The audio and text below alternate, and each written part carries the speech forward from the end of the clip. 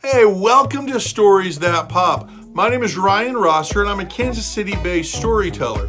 Now that you're here, I'd like to share with you how storytelling can help parents and teachers solve 3 common problems. Number 1, boredom. Storytelling engages the imagination, and an engaged imagination is an active and creative mind, regardless of the listener's age.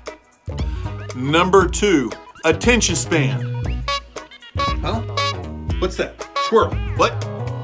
Traditional storytelling encourages active and participatory listening, leading to a longer attention span.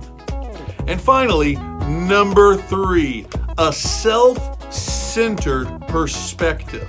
Sharing and embracing fairy tales and folklore from around the world broadens our social and cultural perspective. With Stories That Pop, I want to help you teach your children while also entertaining them.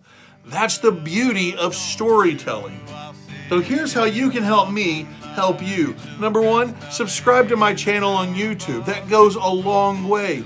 Also, ring the bell down there to get notified whenever I upload a new video. I usually upload new stories on Saturdays, but every now and then I might have something midweek and you don't want to miss it. Also, give me a thumbs up on my videos. Together, we can keep the stories popping.